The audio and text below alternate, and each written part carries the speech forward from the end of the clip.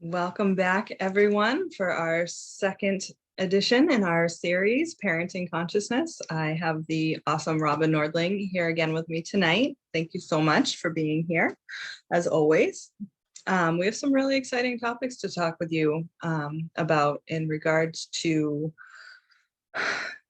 radical acceptance of what being a parent means and the responsibility that that carries with how we model to our children, the morals, the values, the ability to critically think and make choices for themselves, and what a precarious responsibility it is, because it's very easy to look at a situation and think that you're protecting them, that you're sparing them pain. But are you sparing them the chance to grow their wings? Are you sparing them the chance to become who they actually are capable of becoming? And we can't wait to dive into that. Absolutely. Thank you so much, Kelsey, for having me. And I'm really honored and really proud of what we're presenting here. We look to share information coming from real source, from what we've learned, from what we've observed, from what we've experienced, from the work into our past, and how that shaped us, and what were the good lessons, and how important were the bad lessons.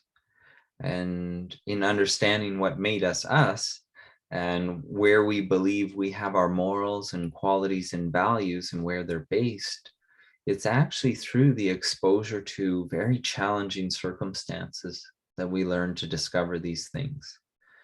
It wasn't through being rescued that we learned how strong we were. It wasn't through having someone give us the answer that we discovered that we could find it on our own. It was through these challenges that no one did show up, that we felt alone, that it was only us we could rely on. And had our parents prevented us from having those moments of desperation, being alone, being afraid, we wouldn't have gained that emotional intelligence of why feelings are feelings, how they drive us. Our most important drivers, when we look at what drives the mind, turns out it's all rooted in our feelings. Is that not, Kelsey? Absolutely. 100%. I'm seeing that every day with my young kiddos. I was telling you about an experience earlier in the week where I was just enthralled with Killian. He was fighting with his brother over a toy, and his brother took it and threw it, and instead of retaliating, we were able to chat. And I said, you don't want to make your brother feel bad the way that he just made you feel bad. Mommy will talk to him about what he did and that it was not okay. But you don't want to turn around and do the same thing. No, I don't want my brother to be sad. I don't want to hurt my brother. 4.5 years old. And how blessed am I that that conversation was able to happen, that I was able to give them the space for that to happen. And look what he chose. He had a choice. He could have wrestled his way away from me and stolen it back, or hit his brother, or he chose to sit and talk with me. And it's just the beginning. It's amazing. Yeah. And you can tell him in that moment, I'm proud of you. Yeah. You're allowed to be angry. It wasn't nice. But giving him the understanding that, yes, when he is in moments of being challenged and having emotions overwhelmed, he has a choice to act on them. And that is emotional intelligence. That's what we attribute wisdom as. But my belief, wisdom is applied knowledge, which, yes, is emotional intelligence. You learn things real time, and you learn how valuable it is to you. Therefore, you wouldn't steal the opportunity from someone else. And here in retrospect, where we've gotten to on our journeys, we really see the value in those moments where we did receive discipline when we stepped out of line. Had we not, we would have continued to look for that boundary. Yeah. And there's multiple ways of parenting, and not all are appropriate for every child. We have to really gauge their personalities. And it isn't, oh, okay, this one needs this technique. Every child is their own unique form. Yes. And as a parent, you're trusted to adapt your technique on a daily basis. If you're not learning as much as your child is learning, they are going to outlearn you. And then they're going to start manipulating you with their feelings. And they're going to say, oh, I don't like this. And you'll say, oh, it's okay. And then you'll negotiate with them because their feelings are hurt. And then the negotiation turns into, well, providing for them. Oh, well, it's okay. Well, my child is perfect, but they've just got this weird thing. So every time they get a little upset, I just need to take them away from others and give him his favorite food. And then he's okay. So it's okay. My kid's fine. He's normal. He's just got this thing that I've nurtured because I have this thing in me that is too painful to face.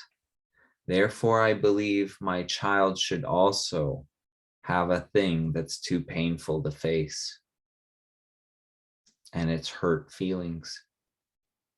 So a parent that hasn't looked at their emotional capacity and where they are and where are their boundaries and morals, if we haven't acknowledged that before we've had children, our children will test that. And it's shocking to us when we have a child talk back to us or not do what we want them to do. It's offensive to us. But is it really offensive? We complain about being oppressed by a government. We're not going to do what they tell us to do, but our children should do what we tell them to do. So, and really, how do we encourage them to understand their boundaries? Yeah. Because we can't trust a child to make up their own mind. But we can't tell a child that all its life someone's going to tell them what to do. So it's a false information that we're giving them. It's contradictory. We're teaching the kids through hypocritical means of integrating. No wonder they're so self-destructive in their teen years. They've got conflicting programming. It's me first, but then I have to swallow all my feelings and I'm not allowed to have them. But I'm allowed to be driven by them, but I'm in trouble for them when they're out of line. Okay, so that's what power is. And every child very early learns power is control of emotions. And it's control of your own emotional response to stimuli. That's true power. But what they equate it with is because they are developing the ego and identifying the outer world as the source of everything. They believe the power to manipulate should be used on others. Yeah. So teens manipulate, they lie, they deceive, not because they're bad people. And they shouldn't be thrown out the house because they're testing their boundaries of trust.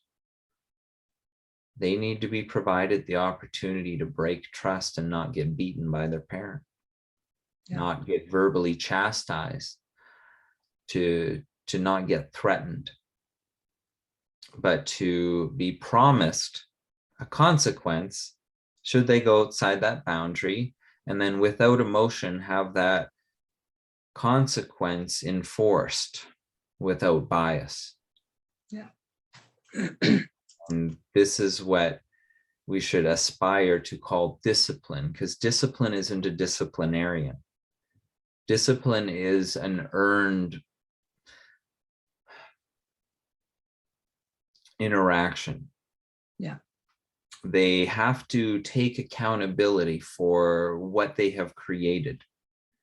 And they are not at an age to accept that for themselves without guidance. And that's why we don't typically free our children from our guidance until they're 18, 19 years old. And that's because at that point, we as the parent want to trust and believe that all of the guidance I provided is going to allow them to be confident in making choices and picking themselves up when they make the wrong one.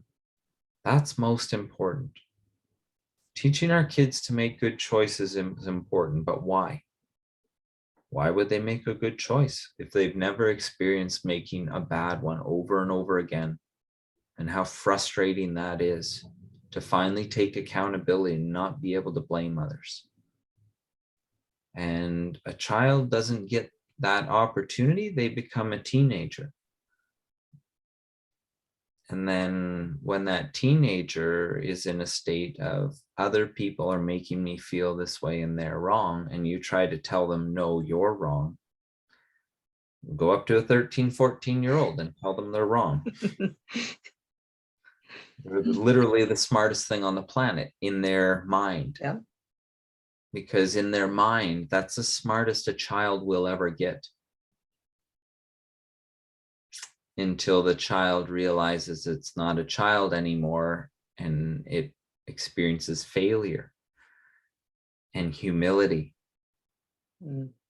And if we prevent that child from experiencing that humility or that pain in a certain way, failure, and learn that, hey, it's not a big deal. Everyone fails. It's part of life. It's how you define yourself. Teens should have excitement when it comes to the potential to fail, not fear. So let's speak to preventing our children from having a relationship with fear, and how I believe 90% of conditions that children are diagnosed with are just their inability to integrate their own emotional state, Yeah. which is fear. Because fear is bad. We fear experiencing fear, therefore we protect our children from fear, which gives them an inability to accommodate the stress hormones released from fear. And it puts you into a nervous system overload. And anyone with panic attacks and nervous system disorders are going to know exactly how consuming that can be. It's no joke. Yeah.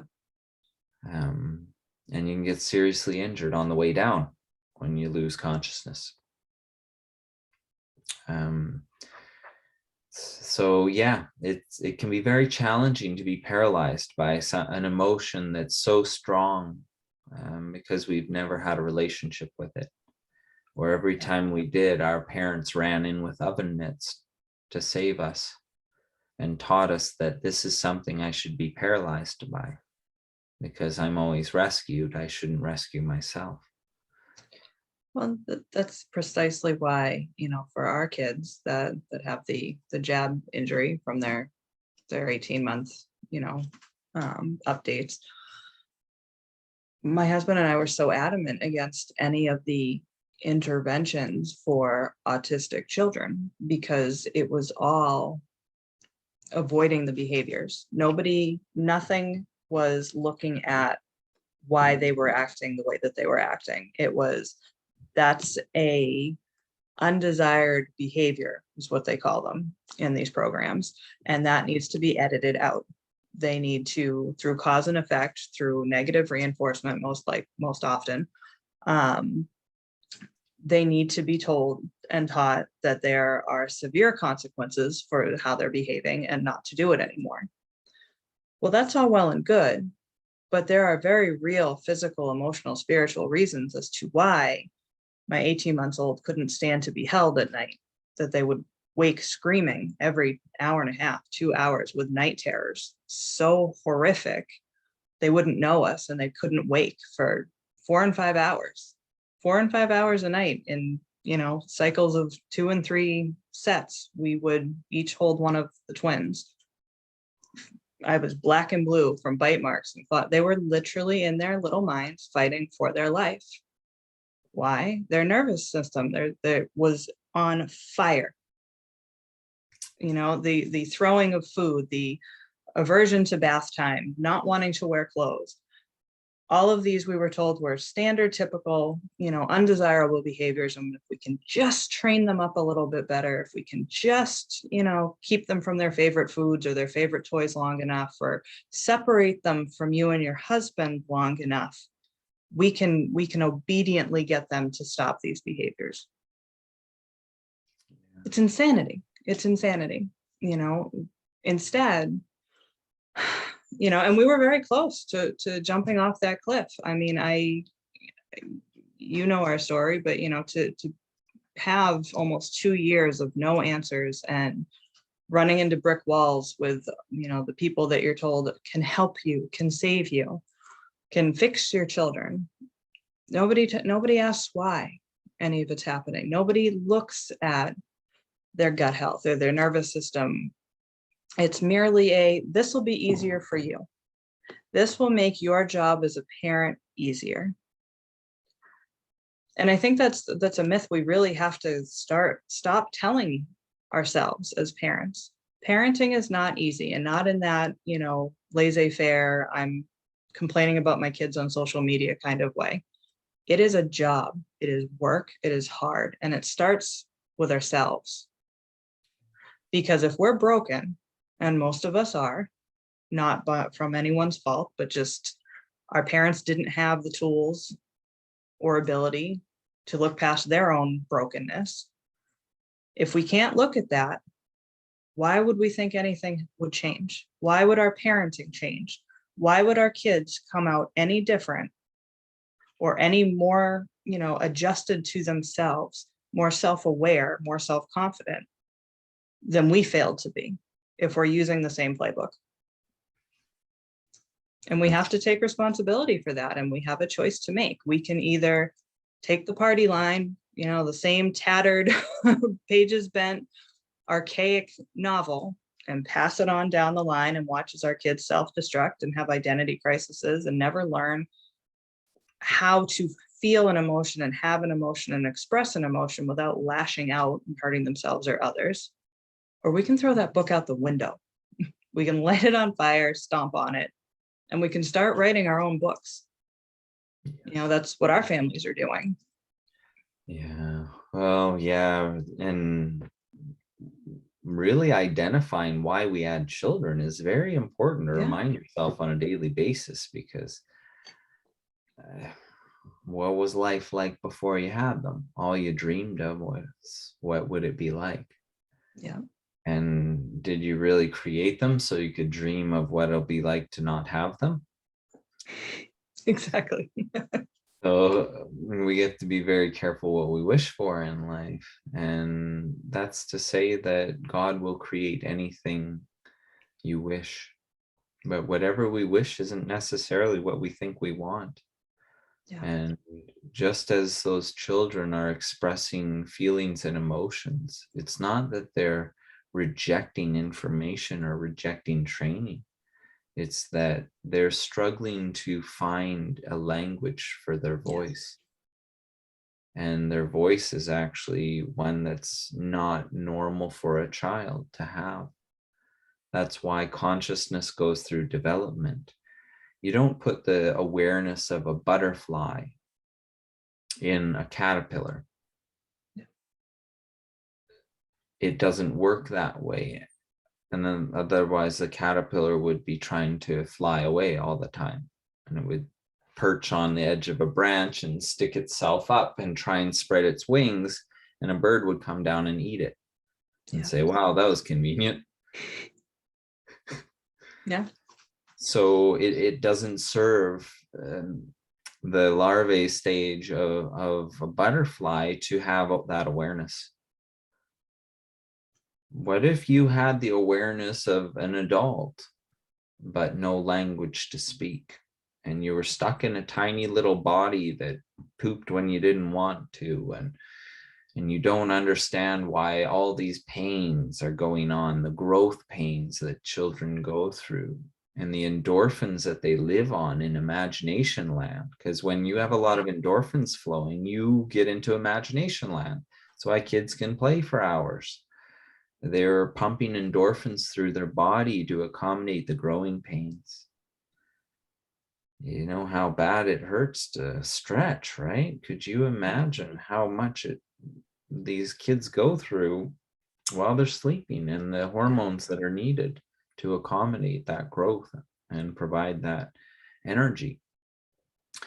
So children are so complex and so burdened by the stimuli that if you put in a self-aware consciousness, they would be very miserable.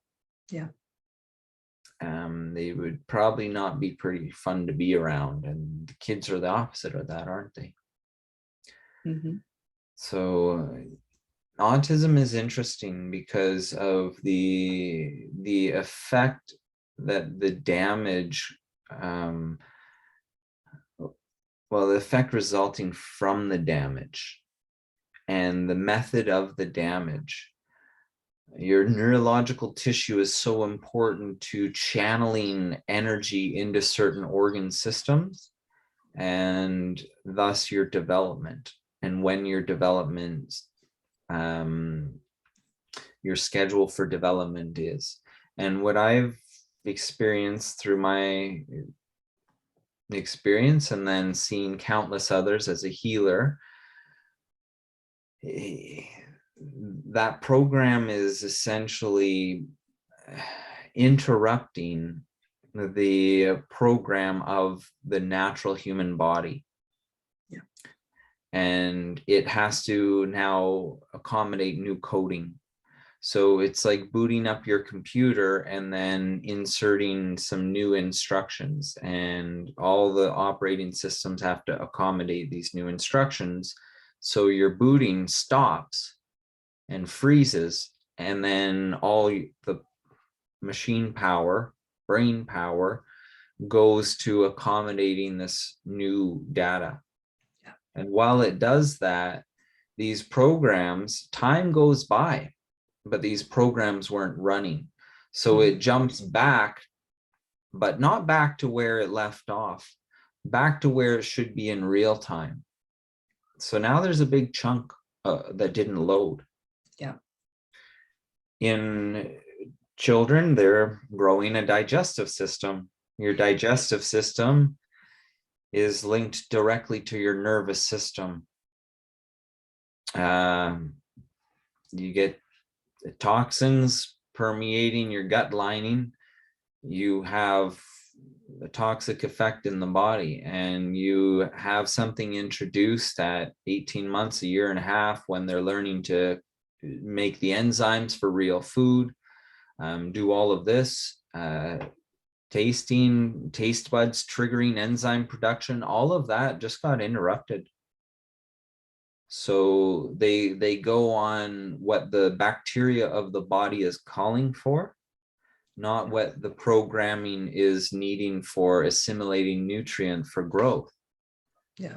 So it becomes feeding the identity of pain, because the pain wants alleviated in the body, and the pain communicates through the gut and the cravings for food. So the pain wants to be alleviated by a food that causes a drug-like effect, a dump of dopamine, sugar. Yeah. Or a simple carbohydrate, something like that, and they'll crave that. And parents will be, oh, my kid doesn't eat vegetables, they just like pasta. Oh, my kid doesn't like this, they just eat this. No, you're nurturing the bacteria in your child and its consciousness, because your child's consciousness isn't as strong as the gut bacteria's awareness. And so I've really seen that in kids that have been damaged really early on, how the treatments and the cures is targeting the gut and targeting the emotional, as you're doing with your children, the emotional intelligence of the child.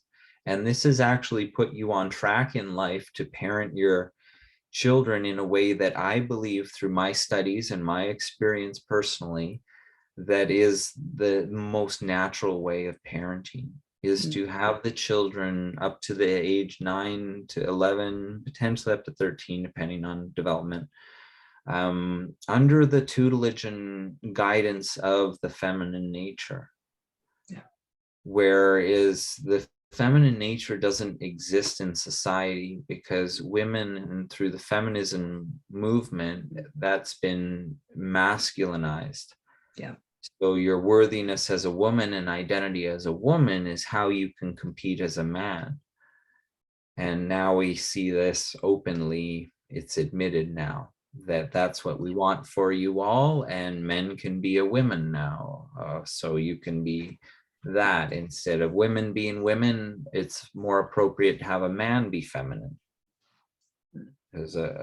So it's very interesting how there's an understanding of how consciousness is evolving, and there's a direct influence meant to pervert it into a way that's the reciprocal of nature, the opposite of nature. It's the anti-nature. So it's very interesting. We won't get into what drives that side, because honestly, we're not driven by that. So why should we care? Are we worried about our children falling prey to that? No, because we worry about our children opening their hearts on a daily basis and us providing the example. And if they can, they will understand that others have problems identifying and being secure in their identity. And they need experiences to try to find their identity. And we should not judge anyone that is trying to find their identity. But should we have publicly funded and government funded programs to tell one gender to dress as the other gender and normalize it to children? To me, that's an absolute perversion. Yeah. I don't know why you're not teaching the young children to be proud of the gender they are. Only be proud of yourself when you can imitate the other gender. So you can only accept yourself when you're a liar. Yeah. And when you've admitted that you've been deceived by God, God has put you in the wrong body, and you reject God's plan for you, are you free? No agenda behind that at all. No. Well, you're a slave to the lie then. And regardless of what the lie is, isn't that what we're all experiencing? I'm a good mother. I'm a great earner. I'm a great wage, earner. I'm a great coach. All of these identities and labels that we talk ourselves up to, fundamentally, they don't mean anything. They don't mean anything because they're just mask after mask that we're hiding behind, because we don't know who we are, because no one ever told us it was okay to ask who we are. And when we were young, no one ever gave us the ability or the time or the space to figure it out. And it's not easy. I am a stay-at-home mom. My kids are all under 5. It's a circus in here every day. It's very hard. And there are times that, I'm doing dishes and I am crying because I'm overwhelmed and I'm frustrated, but I'm okay with that, because my kids are, Mommy, are you okay? Well, I'm feeling sad, and this is why I'm feeling sad, or I'm feeling frustrated. Okay.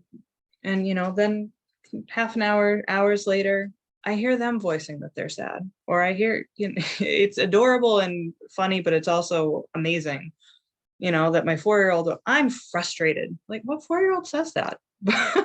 but he gets it and he means it and he understands the application of it. And he also knows that it's okay.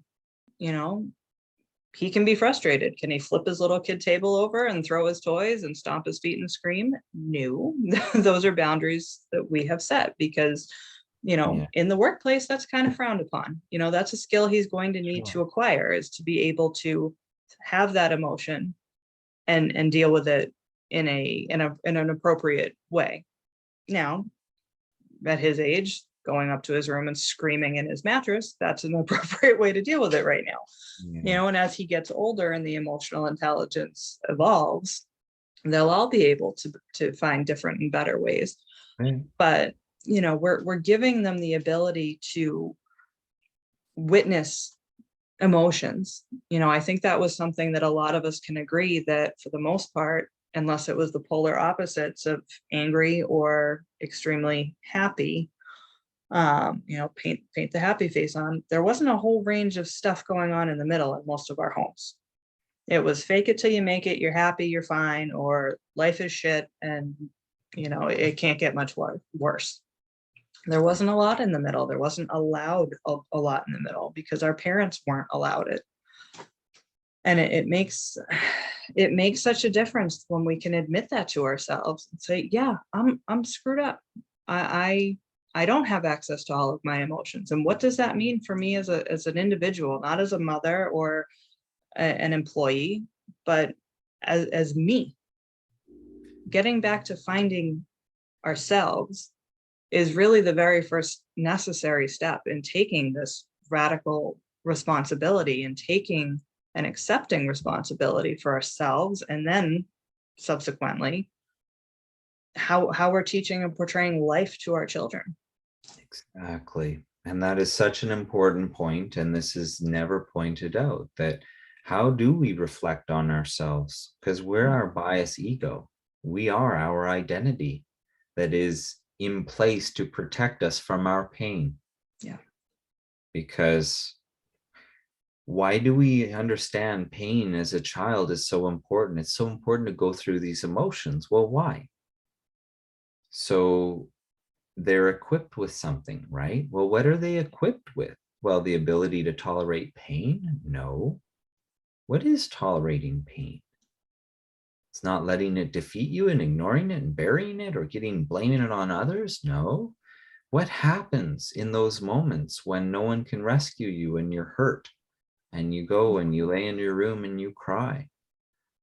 You're alone and you're feeling your own feelings alone. Yeah. And this is the moment in which you form an identity. These are the moments you form a relationship with yourself. And if you've never had those opportunities, you don't get to talk yourself into leaving your room again, because no one ever stays in the room and just cries forever. There's some change that goes on when they've acknowledged enough emotion and when they've acknowledged enough pain. And we've all been there. Yeah. That, okay, that was enough. I heard it. I feel it. I'm ready to get up again. I'm ready to give it another go. That's when you develop a relationship with yourself, in those moments, not when you're spoiled on your birthday. That's not when you find your deepest morals and qualities. Sorry. So that's when you'll get your biggest narcissistic traits ingrained in you from an early age, that if everyone doesn't show up to my party, there's something wrong and people don't love me. Because when I was a little girl, that's how they showed they loved me. And now my friends don't love me because they didn't even throw me a party. Selfish friends. They've all got their kids and their family and they don't even throw me a party. Says the one without kids and a family. Because she can't sacrifice her time to hear another guy's dreams in life. Yeah. Because if she had a date and listened to what his dreams were, she'd find herself fall in love. And she'd picture herself alongside this man in his dreams. And their dreams would start to manifest into reality. And before you know it, they would be living that, having their own kids and figuring themselves out together, because that's how it works. Yeah. But those that can't see the dreams of others because they're too busy trying to get the world to reflect on if theirs are coming true or not, because they're so insecure, they don't get that chance. So that's okay. Those that aren't ready for parenting shouldn't do it. It is the hardest yet most rewarding thing you will ever experience. You want to talk about pain? Well, Yeah. Seeing your kid experience pain and knowing you're powerless to do anything about it, and you can only watch them pick themselves up. But in that moment they do, the pride you feel, the knowing that, wow, that's my child. And it breaks my heart that they felt pain, but it makes my heart whole knowing that they can get up again and they still love themselves. Yeah.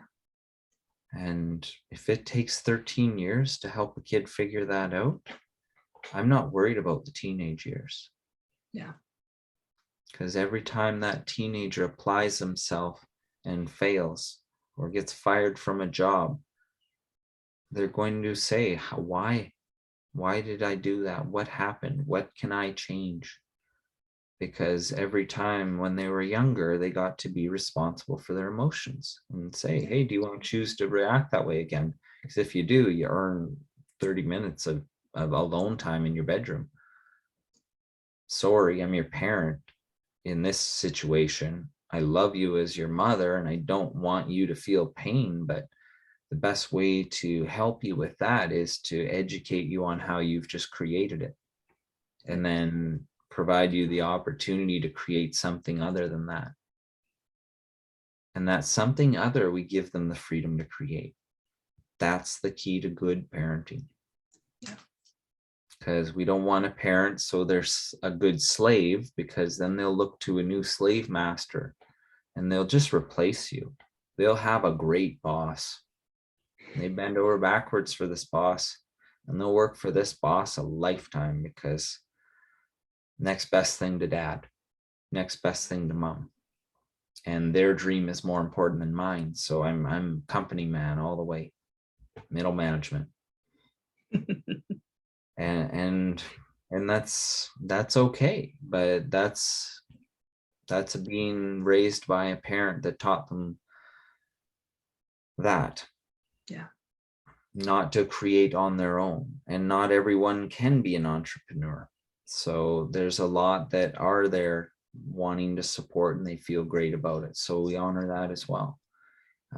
But if we're really going for allowing our children to choose their outcome, we got to let them feel every outcome of their choices emotionally up till that age of, till their mind sets in, till their ego solidifies.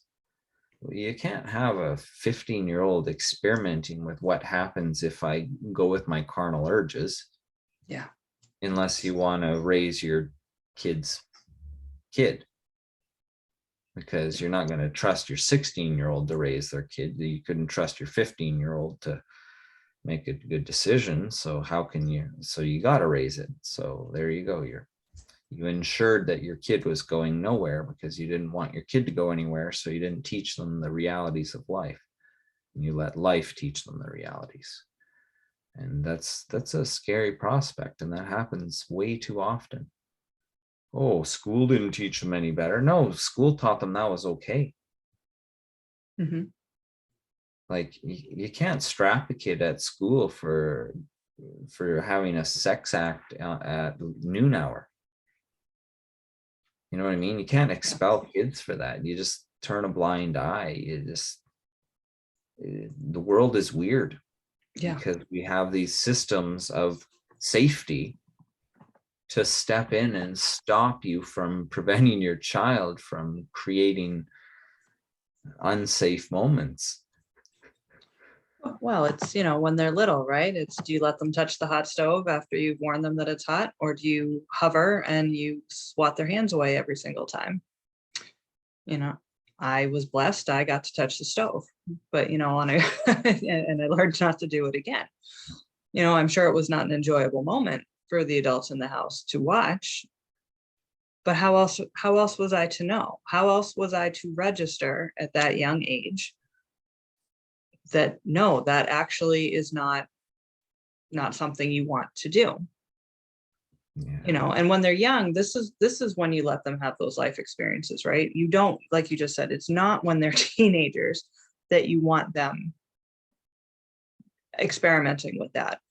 And it's why it's so important to not try and protect them and put them in a little safety bubble with the bubble wrap and the bumpers and the mittens and you got to let them fall down.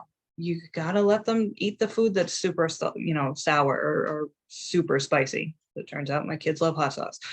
We didn't stop them, it wasn't going to kill them, and these are just very, very, physical things, but, let them experience what it's like when you've said no 3 times and now the toy is going away. They're not going to hate you forever. They'll be over it in 0.36 seconds. And if they're not, they'll get over it eventually. Then yes. And then we're exposing an unhealthy attachment. Mm-hmm. And as practitioners of consciousness, and that's why we call it conscious parenting. We're not just hoping it works out. We're really critiquing ourselves in every moment, every decision and choice that's made, not keeping tabs. Was I good or naughty today? Could I have done better? Yeah. What could I have provided to allow them a more full experience? And what could I have done to, maybe guided it so it was a better experience? Because sometimes, kids get carried away and they become a poor judge of circumstances.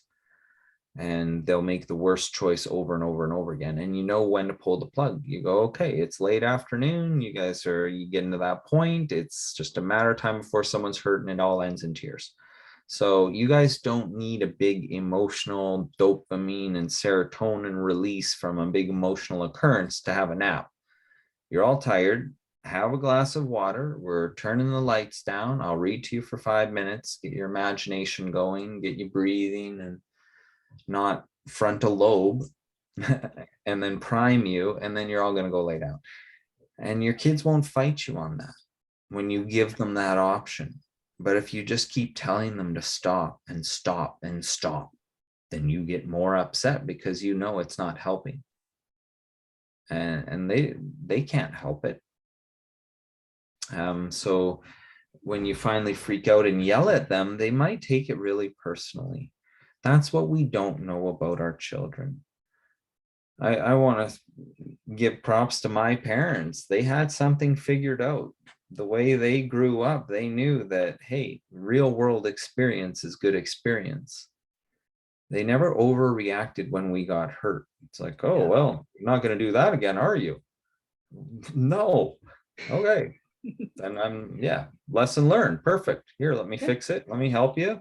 Okay, you're going to be okay? Yeah, okay. You're going to let it ruin your day and you're not going to play? No, I want to play. Oh, okay. See ya. Because they knew what they were doing. They wanted their adult time not to get interrupted by kids. Yeah.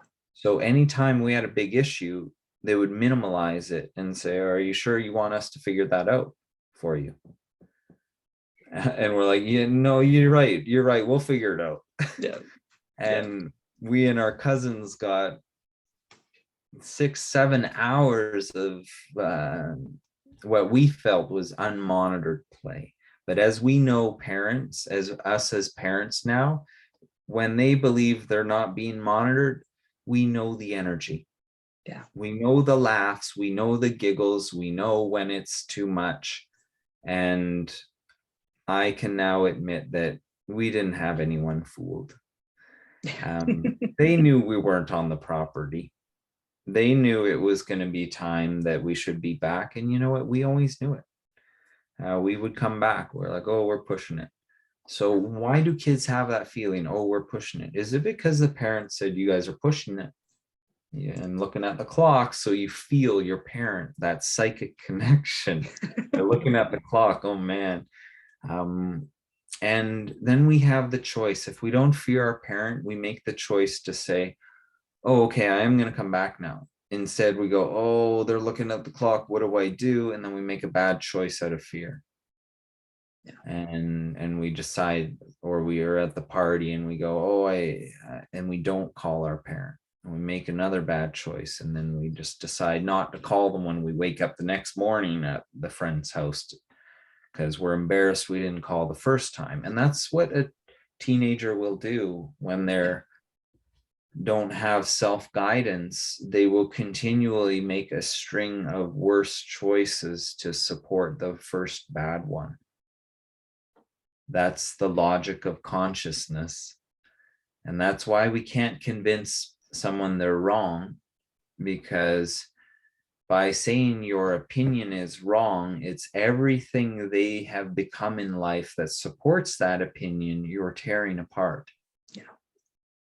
And most people won't tolerate that. So you can say, oh, I see how you're seeing it.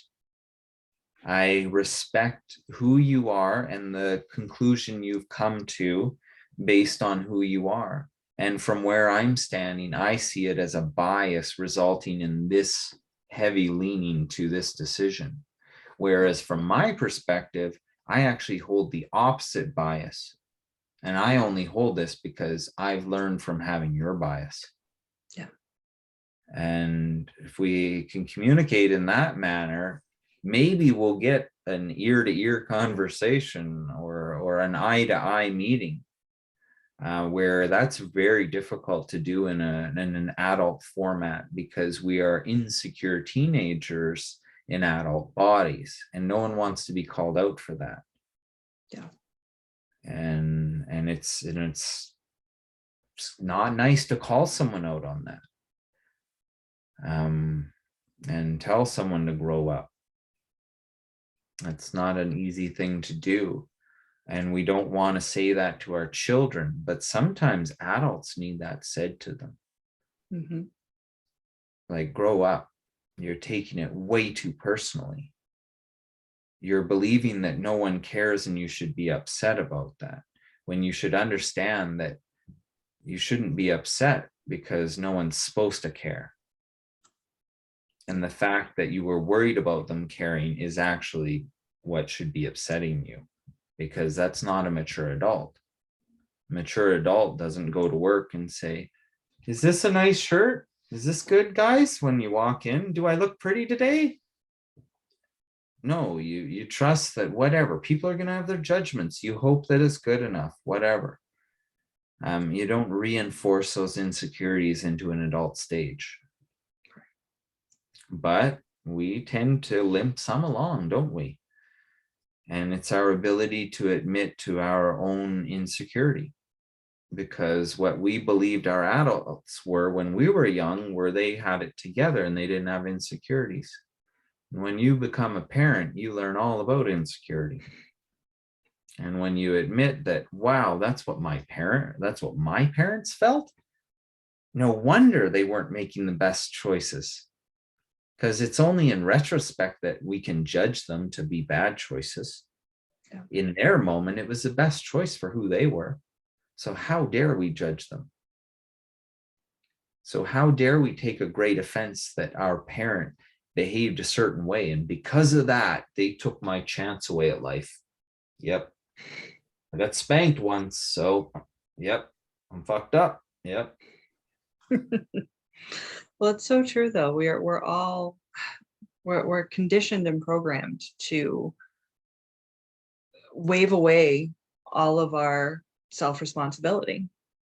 We're not taught that, no, that's actually a good thing and you need to have it. It's, well, it was a bad teacher. It was a shit call by the coach. That girl was just, she's mean because she's got more money than us, and she's spoiled and she's just mean to everyone. And I really, really feel, and I've been able to talk to at least my father about this, somewhat. Growing up, we didn't hear about their childhoods, their pitfalls, their embarrassing moments. There was none of that. It was, we were born, we grew up, we were parents, we go to work. Like there wasn't there wasn't a hell of a lot in between, and it wasn't until I was older that, yeah, I got fired once and it was really embarrassing. Or yeah, I wore black for a year because I was really depressed and we'd moved again and I didn't know what to do. And and my gut ego-based reaction was, what the hell? That might have been helpful, insightful information to have as I'm, 14 years old, crying my eyes out. not wanting to stay in school because, bullies are horrific, and I have subjects I have no interest in and I'm not going to pass. But it's hindsight, right? We're taught to have, this strong front and this strong face and, just go along to get along and everything will be fine. And no, it's a lie. It's not true. We're not all fine. We all have all of these stories. We've all experienced embarrassment and shame and guilt and made wrong choices and made choices that hurt ourselves or other people. But I'm finding, as I'm kind of navigating my own journey and in the midst of parenting, these amazing little creatures, is to not hide anything from them. Do they need gory details, even if they're older? No, of course not. If you've been through something particularly traumatic or caused physical harm to yourself, no, of course they don't necessarily need the blow by blow details, but not hiding that I'm upset and I'm crying. Not hiding that, yeah, well, mommy gets really mad at blah, blah, blah too. We're people, we're human. It's why we're here. It's to experience these things. And if we don't admit to our children that we too are human and experience and feel all of it, good, bad, happy, sad. 100%. They're then essentially you're allowing your ego android to step in for you. That's right. And what can you learn as a child from an emotionalist, basically? AI or computer, right? I mean, Yeah. Naughty and nice, and Santa Claus either rewards you or gives you a lump of coal.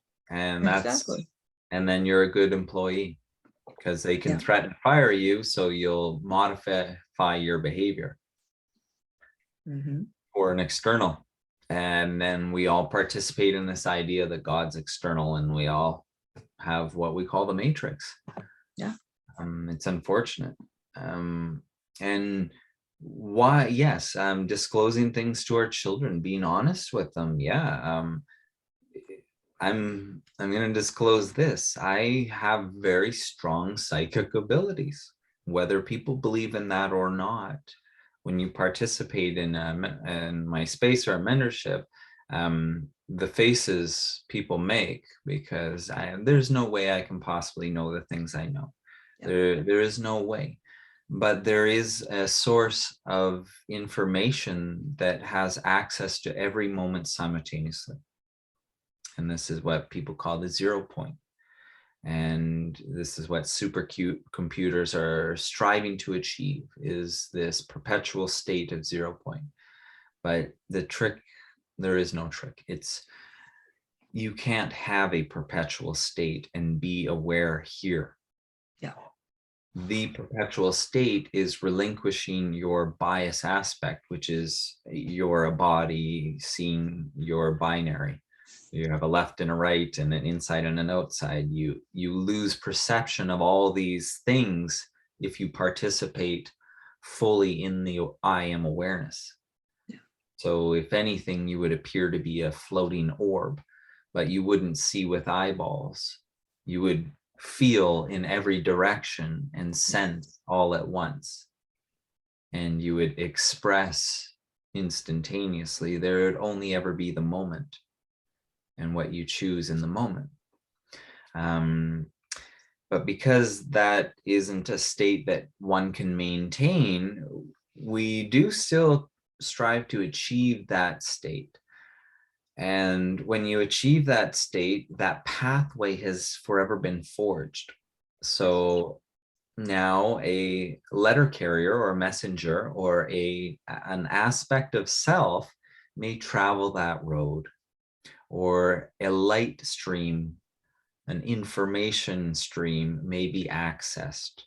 A gateway or a portal is now opened. And now information can be received. What information? Well, not all of it all at once. I couldn't possibly contain a fraction of anything, let alone someone's whole story. So what I open to is the most important part of the story at that moment.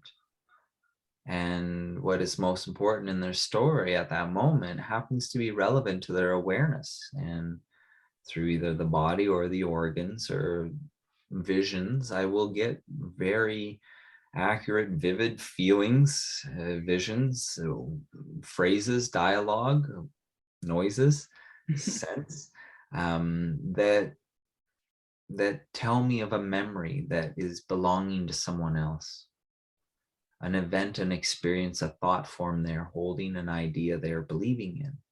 And when it comes from my mouth, but it is their information, it's a short circuit for our perceptory body called the ego identity. Because how can that be? How can this man on a computer in another country possibly know this about me and feel this or understand this about my child? These aren't normal things. So it is important that I disclose this, because we're not talking about parenting for the fun of it. We're talking about parenting because we have experienced a broken heart. And we know the dangers of protecting our children from experiencing a broken heart, because we prevent them from experiencing a mended one. Because it was through exposing ourselves to what broke ours that we have learned how to mend it. And in mending process, I had to admit to certain sensitivities that were present in me. And giving them permission to be there was giving permission to receive certain information. So I would invite it. That's why I get access, is I give permission. Doesn't come through unregistered. All this mail is by invitation only. And it is specific to the individuals, because I, as a psychic, respect someone's psychological autonomy. I don't want to know why you do things unless you're questioning them. That's for you to find out. That's for you to hold dear to you. It's not for me to interfere. So I really respect my abilities. And in doing so, I have to teach my kids that that is why their father operates different, and they shouldn't expect all other men to be like me. Not fair for my kids to hold every other man against Robin, against their father. Their chances are they're not going to have a boyfriend that's very as in tune as their father with himself and can respect them. So I need to teach my kids that, hey, yes, men will make bad choices. You have to respect yourself. Yes, you feel safe around me. That doesn't mean you feel safe around everyone. And you ask yourself, why is that? And then when you understand why that is, you're like, well, because they may have motives that conflict with my moral values. So why would you entertain a relationship with someone like that? And that's what we hope to impart to our children, is that through self-respect, they will honor themselves enough to not seek love in broken places because they feel broken. It's not, love isn't acceptance. Acceptance is security outside of pain. If others accept me for the pain I hold because they also have that pain, then we're akin, we're alike, and my pain is shared. Therefore, it alleviates my pain because thank God it's not only me with credit card debt. Makes me feel great about my credit card debt. Someone's got more? Yes. Right on. Mine's no big deal. My $5,000 used to eat me alive, but knowing you had 50 grand, party time. Yeah, you made me feel great about myself today. Yeah. How unfortunate to adjust how you have a relationship with yourself based on something as frivolous as money. Something that we can create in every moment should we desire to express ourselves in a way to exchange energy in that way. Yeah. There's people that love their jobs, and you're allowed to love your job, and then you don't even call it your job. This to me is my volition in life, to share information, and I get to share information for information coming in the form of money, which is people's love, people's respect, people's aspirations to become something greater. And with that interchange, they experience that in the interchange. So I'm going to stop talking and let you speak of how important it is to open up to our blind side. And I'm not saying how important it is to find a psychic to solve your problems, but how important it is to look at things from the other side of the mirror and have that ability, and what a gift that is. The head-on technique is not always what it is. We have to ask, why is that wall there? And as an intuitive, this is my great gift. So the walls that you have overcome in your youngest daughter, if you care to share that, it brings tears to my eyes, because it's what you have created with the information that came into your hands. It's Kelsey that's applied it. I may have miraculously divined certain things, but Kelsey's trust and actions are what allowed the relationship for those two to grow. And her, as all our children are, they're a big reflection for us. So I know it's very healing for you as well, Kelsey. And yeah, I mean, my daughter's the youngest, and out of the three, she definitely suffered the brunt of the injury. But she is a fighter, let me tell you. And you know, when the wheels kind of fell off with her development or her speech and everything, we really didn't know what to do, because her tantrums were unlike anything I'd ever experienced. You know, here was this beautiful little girl that I was so blessed to have in my life, and it was, I don't want to use the word possessed, but it was literally like something would come over her, and you know, she would kick us and throw herself on the floor and roll around on the floor and hit herself off the cabinets, and all, you know, it could be over, you know, we ran out of bread, or she wanted her 9th huge glass of milk of the day. And it was awful to watch. I mean, I can't compare it to what I went through with the boys. That was very different, but it was absolutely heartbreaking, because I had no idea why she was suffering so, and nothing we did, you know, seemed to alleviate it. And you know, she had an obsession with eating, with food. You know, she's very fit, she's not, you know, obese or anything, but you know, she would eat every 20 to 40 minutes if we let her. And you know, like you mentioned, it was typically sugars. You know, we're not a sugar household, but milk, fruit, or carbs, you know. And it was really,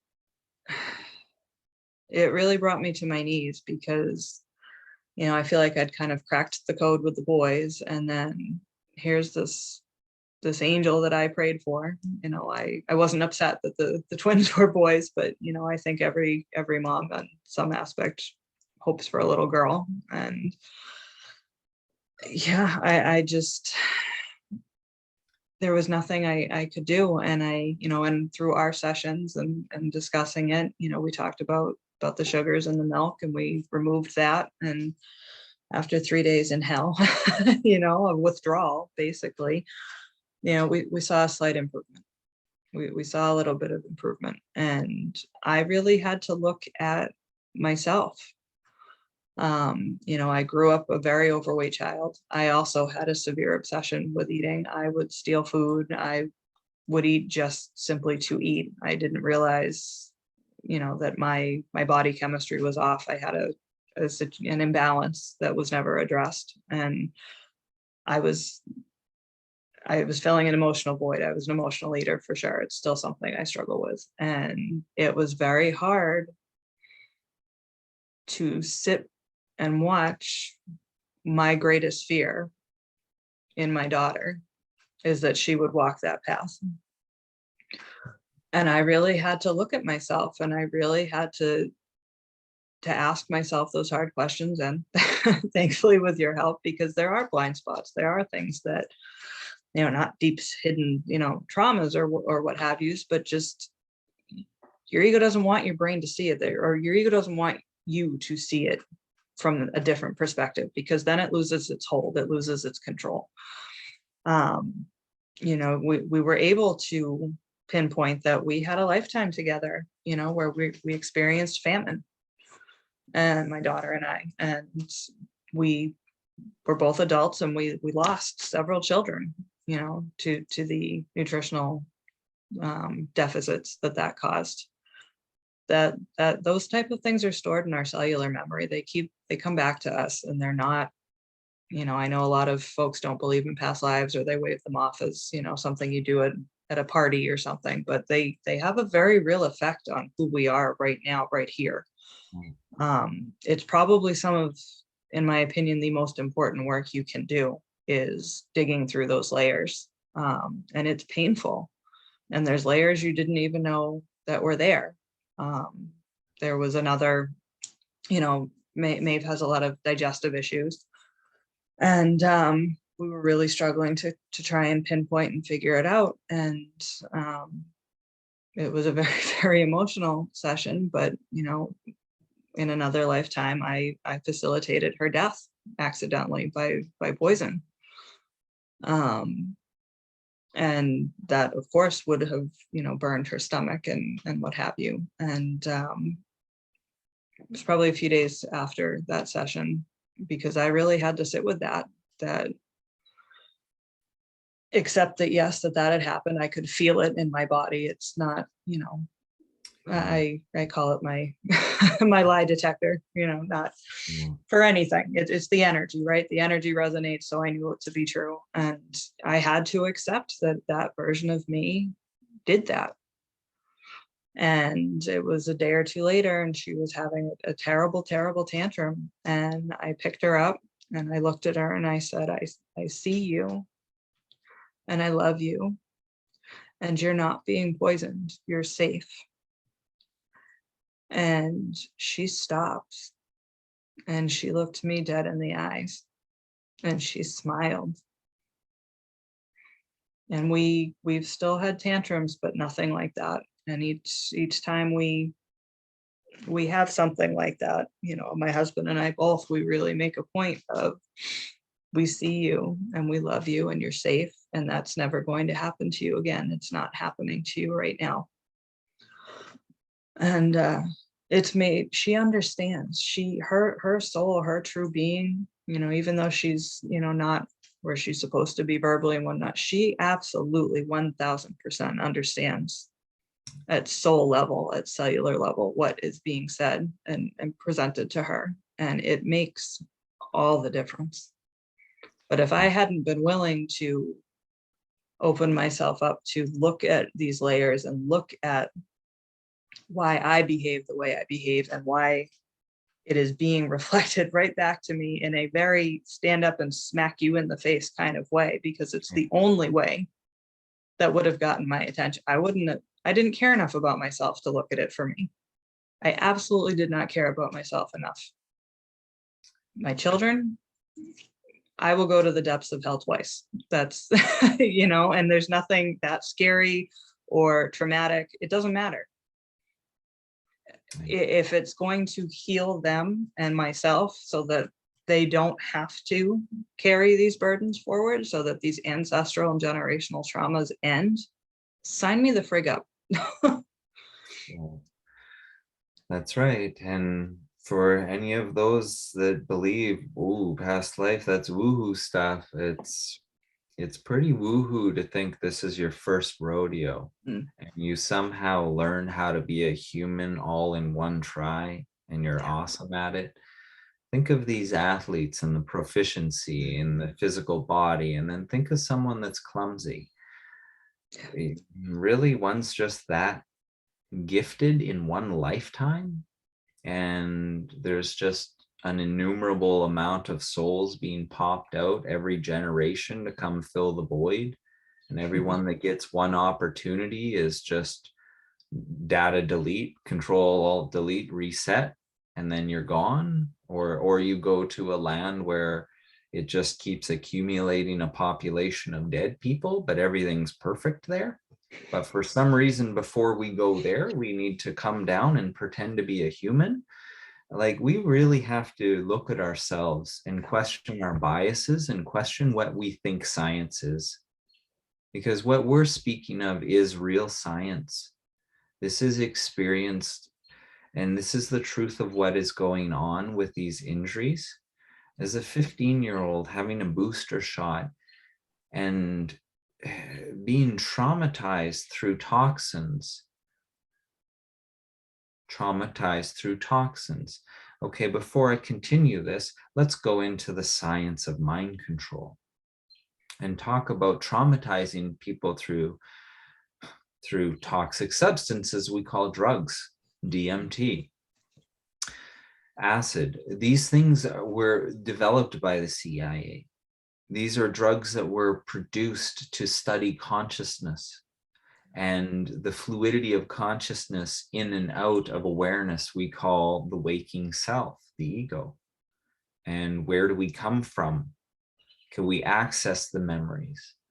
So through major inductions of drugs, people have massive hallucinations. Are these hallucinations, or are these distorted memories coming through in an altered version that's palatable to that version of self? But because it wasn't of their choice, it's forced upon them. So they have very little understanding of what they're being open to and what part of self they're subjecting themselves to. So very easy to identify the experience as an external one with some drugs, or it's the drugs that do that. No, they open the gateway for your access to that awareness. And the awareness that I gained access to destroyed my ego, because Robin, as a story of who I built in this lifetime, it didn't matter in dream state anymore. Because in dream state, I was suffering events that were traumatizing. And in that dream state, it was terrifying, and I would wake up as if it was very real, and I didn't like it. And I knew something was wrong with me. I knew I wasn't normal anymore. I knew something was very broken. And these dreams didn't go away. As much as I wanted them to go away, the same ones kept happening and kept getting more detailed and bigger, more vivid. And in these dreams, I would lose the identity of Robin, and I would be the identity of the person in the dream. And that was disturbing, because when I would come back, I didn't know I was Robin. I thought I was still those other individuals, and I would be checking to see if what I just experienced was real. And then it would take me in my waking state a couple minutes to realize, no, that wasn't real. I'm actually in my bed. I'm this boy. I'm not that. Yeah. And that was very disturbing to my ability to hold what I thought was my identity, because I was being fractured in my awareness, because I was heavily traumatized. I wasn't taking drugs. I was toxified and chemistry altered in my body that opened up pathways to the subconscious. And the very first thing that comes through the subconscious is all your primal fears and instinctual behaviors, which are aggression, fear, all those things. So I became an adept at dealing with what fear and pain was. And that's why I don't shy away from that stuff. That's why I'm able to tune others and open my heart to them and feel that pain down the nerve of Maeve's right leg, and why that's connected to her left brain, and through the vagus nervous system, it connects how she grounds her creative capacity in this realm. Yeah. So she's not aware that she's not in dreamland a lot of the time. So the real world sensations of the physical body, it's hard to differentiate the sensations of the dream. And that's what I was experiencing. It took helping Kelsey and understanding her children to have an understanding that, wow, in a large way, I became autistic at 15, but my autism triggered a different deficiency in my body. I had already developed my brain. So the very first shots didn't stop that. I had already developed my GI tract. So my 18 months shots didn't stop that. But what are you developing at 14, 15? Your glandular system and your hormonal system. So my hormonal system was interrupted. Your identity as a man, as a boy growing into a man, it was no longer driven by the animal nature. That was shut off because I went into trauma mode. And you don't need feeling good to survive. That's the first thing that shuts off. Feelings take a ton of energy. They take a lot of calorie. They use up a lot of nutrient. That's why when we have a good laugh, where we have to breathe, catch our breath, and catch our energy, or we've had a big, deep connection or a massive session that felt great, but afterward we're like, oh my gosh, I need to sleep. It's very draining to feel emotions when we've ignored them. They're very powerful. And anyone that's suffered chronic pain knows the emotions resulting of that constant pain are way worse than the pain. That's why depression is scary and pain is just something. It's just a thing. So we have to pay attention to the message being delivered and why it's going on. Why was Robin experiencing this at this age? Well, Robin was destined to not form a strong identity as his ego. He was meant to have a split personality when he was a teen, to understand that you can see life from a whole different way, and that in fact, that's the driver of the ego, seeing the world in a highly negative, skeptical, fearful victim consciousness method has led us to identifying with being the good guy and only identifying with the good things that we've done in life and blaming others for the failures. All based on programming that comes from a very negative orientation. So my recommendation to anyone that believes, well, I'm a good guy, I'm a good person, well, identify why you need to tell yourself that. Yeah. Because there's an underlying guilt or suspicion that you've let yourself down, that you're not doing what you're supposed to be doing. And if your ego creates a narrative where you're the good guy, then that's allowed to let yourself down because you're good. At least you're not bad. So mediocre is tolerable. And mediocre is where the ego thrives. Yeah. It's the placeholder in consciousness. So like I said, you can't get awareness to your higher self as a toddler. It would be called TJOS syndrome. It'll be toddlers jumping out, no, toddlers jumping out of windows syndrome, because they would remember all of the guilt, all of the past lives, all of the fuck ups, and they'd remember, whoa, you're my sister? Whoa, I remember choking you to death last lifetime. That was a terrible experience. I know we're here to learn to love each other, but I can't live with myself knowing I did this to you. Yeah. I'm out. So who takes the place in human awareness before the awareness of what you've always ever been gets attained or accessible to you? We do have a false identity called the ego, and the majority of humanity operate under this, and this is what's called the matrix. Yeah. Because the program that supports this identity is binary. Binary is a computer, and sorry to let everyone know that's watching that what you thought you were was based on computer program, because it's not based in what you're feeling, it's based in what you're thinking, and what you're thinking is black or white, left or right, and it can't help it. That's its program. Yeah. But what we can do is admit that humans are binary. And what I was exposed to through that injury and that trauma was the gut brain and the quantum, I don't want to call it quantum, the zero state awareness of what Robin was. So when you open up the doorway to every memory that Robin ever contained in his past lives, what do you think is going to be the very first thing I come across? The day I smelled a rose 18 lifetimes ago? Probably not, right? It's going to be the strongest, most regretful experience I've ever participated in.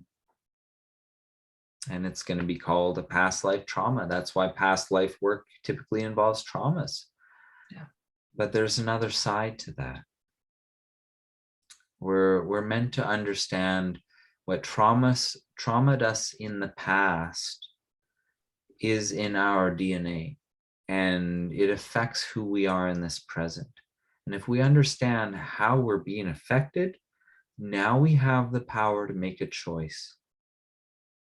And children don't have that ability. We can only teach them to manage their emotions, and then they can choose to have them. So when they come to the realization that they were a bad guy in their past lifetime, they can choose to forgive themselves and love themselves. And know that they don't have to do that again, or they don't have to serve others all their life hoping that that'll be good enough to make up for the past one. And that's where religion's got a lot of people. So, well, and in doing that, we free them from having to, we give them the freedom to form their identities without all of that constant shame, guilt, trauma. And why would we want anything less for our children? That they are given the ability to experience. We provide them that. That's what we facilitate, is you can have any experience just about that your little heart desires, but you don't have to carry 100,000 ancestors back guilt about something, that you don't have to relive the traumas to learn to accept them, because you won't have them to accept. That's right. And it's very interesting what's happening. The methods of madness create genius. Or genius is the method of madness. They are very closely interwoven. So the madness behind this program has actually replaced a ceremonial practice of the past through taking certain substances and getting on the verge of death. We had the potential to allow someone to separate their awareness from their human body. And in doing so, they would be subject to the consciousness stream of where they are at their journey. Yeah. So everything accessible, pertinent from past experiences and who they're going to become in the future are all accessed by the individual, but they're not accessed until the ego dies. And the ego can only die in certain ways. When you've done enough work in left brain and enough work in right brain. And that's not in your brain. It's just accessing who you are through the two vestiges, through the two antennae. One is binary. So you have to look at yourself as a binary being. Are you okay with yourself feeling good? Are you okay with yourself feeling bad? And then you look at yourself as the all-inclusive being. Am I willing to feel all feelings equally? So when we've integrated and trained in those two aspects, we're ready to merge the two. We're ready to bring our light into darkness, to enter the cave. And what is waiting for us in the cave? Well, it's the thing of our greatest fear. So our polar opposite of our ego's identity, which is the identity that says I'm not singular, I am a compromise, I'm comprised of a totality, a union of all. And through this union of all, I have all information accessible. But the mind says does not compute. I need it in a lineal form to make sense of it. And the gut will say, just trust me. And the mind says, I can't. It's not in my program. And the gut says, that's the only way I'm going to seek understanding. And the mind says, then you got to meet me halfway. And the gut says, only if you'll meet me halfway. And that halfway is a heart-centered consciousness. And this is the path that Jesus has spoken of and taught. And the path he took. And it wasn't to oppress the world through religion. That wasn't his goal. It was to save everyone by allowing them all to rebirth their awareness of their totality into their me presence, thus becoming the I am. I am because I am present. I am because I am everything I always was and everything I'm going to become. And I am that in this moment. I am not good when I get this job done and then my boss says, good job. I am good before I ever had a job. And this is a state of awareness that individuals have attained. And when you attain that, you walk in peace. Not because you avoid all the bad circumstances, because when a bad circumstance comes along, you see the beauty in subjecting yourself to those feelings. Because bad feelings, you learn a great deal from. I don't advertise and say, I want clients to tell me good stories. I'm a victory coach. I teach them on how to feel good about the victories they've already had. That would be vanity. And I would say, hi, I'm a professional, what would you call it? A vanityist? I like it. Or is that just narcissism in another word?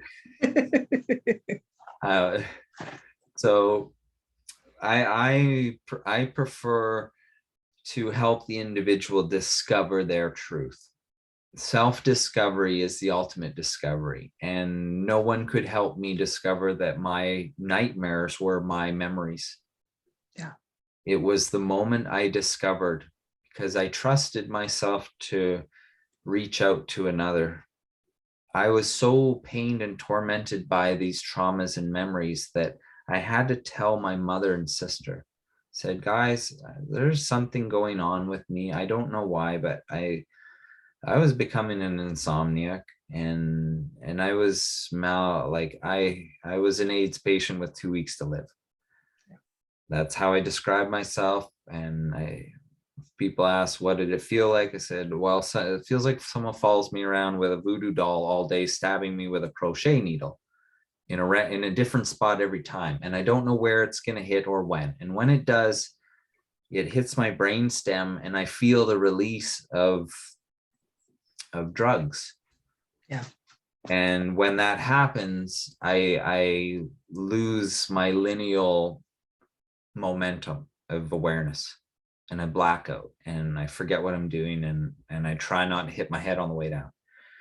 So suffering that much, I finally, Robin that would never ask for help, I just had to express it. And I told them this story that I was reliving night after night, and it was a terrible story.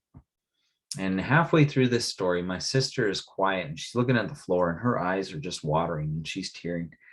And I'm annoyed because we compete. So I'm like, Becky, why are you crying? I'm here sharing this terrible nightmare, and there you are feeling bad about yourself or something. What are you crying about? And she looked up and said, I'm having the same dream, but I'm the little girl in that dream that you were talking about, Robin. And all of a sudden, our whole history flashes before our eyes. She's like my twin. She's only a year and a half younger than me. And we're consciousness, intuitive, we're right on the same level. Confidence, different story. Yeah. Itself, because of paths taken. So she says to me, she says, that little girl. And I'm like, oof, well, she's in that dream. I had befriended a little Polish girl in a German prison in World War II because I was a Russian reconnaissance pilot that crashed and got captured. So I have my own ideas of what went on then and how we were treated. We weren't mistreated because they were torturous. We were mistreated because they were undersupplied and they were little teenagers guarding us. They didn't know what to do, but they followed the rules. That's all they did. They would follow the rules. Yeah. So in interrogating me, it didn't work, and I made them feel terrible about themselves because I was a hardened Russian. And I planned an escape, and I promised this man and this little girl that they could come with me, and the three of us would make it and we'd be fine. So weeks into planning this, the night comes and it's time to go, and the guy says, no, I'm not going to go. Last second, no, we're not going. I'm not going to go. You guys go. Won't look us in the eyes. We're like, what do you mean you're not going? We've been, what? How could you? Like, we have to. And we're like, I didn't give it enough thought in the moment because we knew we stuck to the schedule. So we had to. Otherwise, I would have known. He's not looking me in the eye. He sold us out. Yeah. So these soldiers had a vendetta against me. My pride, I had to make them feel stupid when they tried to humiliate me or pain torture me, and I would burst out laughing because their attempts were so hilarious. It would hurt like a motherfucker, but it was hilarious that they were reduced to tears in frustration. Yeah. I psychologically mind fucked them as a prisoner, and they didn't like that. These poor German boys that were tasked with me. So I was pretty stubborn then too, and really resistant against authority. So I was sticking it to them all the time, and they wanted to get me, but they couldn't just off me. The only way they were allowed to execute a prisoner was if they were in an active escape. So they watched me closely, and they knew I had plans, and they made sure that our friend got compromised at the right moment and got bought out by something, promised something. And so he told what we were going to do. So they had a Jeep parked with a machine gun set up in a spotlight. And I told what was to become my sister, this little Polish girl, we were in the alley, and I said, okay, go, and you hide under the trees, and I'm going to go next. And then I meet you, and you wait for me under the trees. Well, she did, and she froze to death under those trees. They didn't give a shit about her. They got to gun down the big tough guy. Ego, teenage ego, pride. Yeah. I tested young, immature boys' pride, and I paid the price. They wouldn't have given a shit about me had I just given them some fake information. They weren't going to do anything with information, but I had to ego in there, in the getting tortured. And it cost me this escape. And I incarnated into a family where my brother is that cellmate. He had weird nervous things that when we lived together as in our 20s, we would be sitting on a couch relaxing, and he would be curled with his toes tucked under him, sitting on his feet with his knees up in a ball, and then he would be doing this, stroking his head repeatedly. And I would say to him, Anders, put your feet on the ground, relax, take a deep breath. You're making me nervous. Like, what is it? It's like you're curled up in a jail cell with fleas or something. That's what you're making me feel like. Turns out that's exactly what was going on. Yeah. When you got to live with the guilt and regret of selling out who you thought were your friends and living out your days in that prison, knowing that they got executed because of you, that's a lot of weird stuff. And my brother did some weird stuff with my sister and I with commitments. He would commit to us, okay, we're going to do this. And then at the very last minute, we're all ready. We come out the driveway. We're going swimming. We've got our gear. He's waiting for us in the car because that's what we're going to do. But no, he's waiting in the car to deliver some bad news to us. He didn't tell us 20 minutes before, no, I'm choosing to go to a party with my friends instead. He would wait till we were ready and at the window, and actually, I'm not going to go swimming. What do you mean? Well, my friends want me to go out. Okay, so you put your friends ahead of us again, Anders, sure. And it was normal for my sister and I to be disappointed by him every single time because he always chose his friends. Yeah. So these cellmates, these prison guards, promised him to be more of a friend. They'd be more of a friend to him and give him bread and give him stuff if he tells them what that damn Russian's doing. So he's got the guilt of that. And then my sister, as I'm talking about a nightmare I'm having as a teen, says, I'm the little Polish girl. I've been dreaming the same damn thing. And we realize, oh my gosh, dreams are not just dreams. This is too much of a coincidence. This isn't a collective hallucination. This is messed up. Because my whole life, every single time I had an idea, it was the three of us children, and I'm the middle, and I always said, let's do this. And we always ended up doing my idea, but every single time my sister fought me. No. What do you mean? It's the best thing to do. No, I don't want it. She never trusted me. No wonder. And it was healing, but it was also very pain revealing, and we had to all be accountable for what that meant. Are we going to forgive each other? Are we going to hold on to that? It's affected our life this lifetime. And we can see how traumas open us up to memories, because traumas affect us in our gut. And in our gut is our consciousness that doesn't operate in 1 and 0. It takes into account how you've always felt, how you're going to feel, and it makes adjustments on that. And if we don't account for that, we have to manage it. And the only way to manage it is to remain in the mind. And this is where schooling comes in. You get schooled, you get educated, you get put in your head. That's what education means. You get your consciousness solidified into binary. And that's anti-nature, that's anti-human body. So when a teenager has hormones saying, hey, I've got a voice, I'm just as strong, in fact, I'm stronger than that mind that you think you are, and I'm going to lead the way, that child has no aptitude with that, because we've told them not to when they're young. No, refrain from that.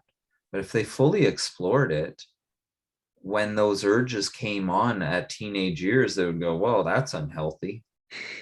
Oof, that's an urge, and that's an unhealthy thought. Wow, okay, I must be what they call horny.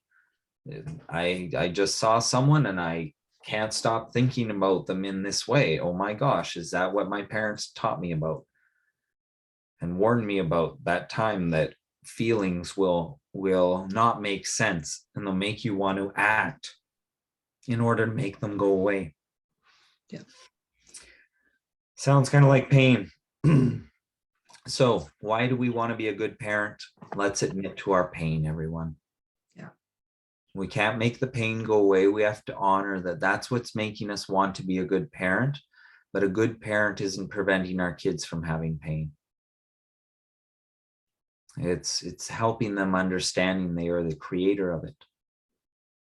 And in being the creator of your own pain, you can choose to create it or not. That was the option I was given when I became very self-aware on a spiritual basis, that what if I was the cause of all the pain in the world? What if that prospect is really true, Robin? What if that's your truth underneath it? Can you accept it? And I said, yes, of course I can accept it. Because with that knowledge alone, I'll make a choice to do something different this instant. So I welcome that truth, because I alone will make that change if that is my truth. And now the world doesn't need to change, because Robin accepted the evil that's potential within him. Therefore, he doesn't need protection from an outside. He understands that people will make choices out of pain, and in doing so, they will cause great pain. Is it my job to go and hurt them before they can hurt others? Or is it my job to prevent my children from exacerbating pain by causing it in others because they had no facility within themselves to ground it? Yeah. That's what stress is. That's what anxiety is. It's positive ions which are created through thoughts. And when those thoughts don't have an emotional home, they're not permitted, then it's not grounded energy, and that energy will build and become cancerous, not just in the physical formation of it, but in your attitude, in your actions, and your negative view of the world will be reinforced by the negative response to your negative actions in it. And you'll wonder why so many people are so negative. No, it's very true. I mean, one of the very few things that my mother told me that stuck was, when you feel like it's the entire world after you or against you, it's time to look in the mirror. Yeah. And it's time that all of us as adults, whether we're parents yet or not, but especially if we are or are about to be, we need to stop pointing the finger at the world, and we need to stand ourselves in front of that mirror. And it's the most painful and honorable thing that you can do, to honor yourself by admitting and by looking, and thus the gift that you can give your children. It was a really difficult night, the night I had a session with you, that I broke down and cried for an hour and a half, because I finally was able to admit that I played a part in my children being injured and having all of the trauma and having all of the physical problems that they have. I alone, unwittingly, unknowingly, I let those injections be put in my children. I chose. Action out of fear. Yeah. I made a choice that I convinced myself was well educated, but at the end of the day, I had to admit, no, I chose out of fear, and I chose to go along with what society expected of me as a parent. And I chose wrong. Yeah. And I had to be willing to sit with that and accept it. And I felt my heart break that night. But the next day, it was a really good day. It was a lighter day.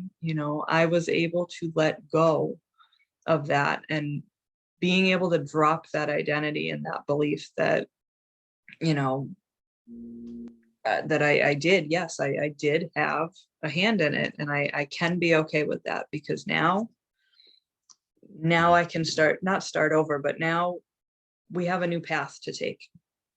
I don't have to let every single one of my decisions about their care, their health, and their emotional education be driven by fear, out of guilt, out of shame, out of trying to make it right, out of trying to fix them. That's If you, religion. yeah, And this is what we have to admit to as parents. Taking actions based in fear, we go along with what others have told us is right and what's wrong. And that's only a belief system based on data. Yeah. And I know that you saying, you played a role in having them harmed by those shots, and people are going to be, but those are necessary because they prevent illness. They prevent everything. And I challenge every single individual out there that believes in that religious indoctrination, that giving children copious amounts of illnesses before their immune system is capable of dealing with it is good for them. To find evidence of all the unvaccinated children in countries where they don't have these programs that are dropping dead by the hundreds of mumps and measles and rubella and pox, and where is all the evidence that human beings are the most vulnerable, pathetic, weak species that has ever existed on the planet, and without these inoculations and antibiotics year after year for every illness, that we really need to examine the religion we're subscribing to, because it's called science. And that's why they use the word trust the science. Well, I don't trust seances because they're raising spirits, and that's what they're doing through pharmaci, which is magic through chemistry, which is what we did in consciousness in tribal existences. That's what the pyramid was designed for. If you want to call it a tribal existence, well, we were able to make a consciousness machine like a pyramid, where morons today are still studying it and calling it a tomb. Yep. Or it's an energy machine, and if we can learn how to turn it on. And turn it on for what? Free energy? You want to power your iPad? And that's the ultimate? Right. Human ego, even in an adult body, can't think beyond a child's state of awareness. So they have no idea that the point of consciousness and humanity alone is the point. And expanding your ability to have awareness and a multitude of awareness and grow and evolve, that is actually the pinnacle of what it is to be incarnate. It's a God evolving. So that whole building and facility was created just so one human being at a time could lay in that sound resonance chamber and that little bell and take that elixir from the magicians, the women that would mix the pharmaci potion, the potion of toxic substances that would bring your central nervous system and your heartbeat down to a rate where you're barely alive. Yeah. So your spirit and electrical potential in your body drops below the potential to hold your awareness. But you're not dead, so your awareness doesn't return back to source. So your awareness is free from the body. And because of the design and the shape of these structures, you will have access to certain light rays, to certain information codes, and you will only do it at certain times when certain stars are aligned with these air shafts that are the perfect diameter for a light orb, which is your spirit disembodied, to travel through like a barrel of a weapon, of a gun. Yeah. Or for your light to join these other light rays and you to experience a consciousness of a God, whether it be feminine or masculine, depends on the time of year that you're doing it, and depends on the study and what part of self you're integrating.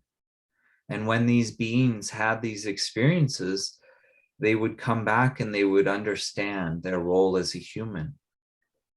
And they would no longer be trying to escape the human condition. They would be their higher consciousness, taking advantage of every moment as a human being. And this is what you would call an immortal, because their programming is saying every breath I take is good. And is giving me more potential to have more experience. So it's ever expanding. And with that information, it communicates to your endocrine and hormonal system that you are meant to stay here and continue to evolve. So what will happen is if you're beyond 30, your hormones will start reversing you to around 30.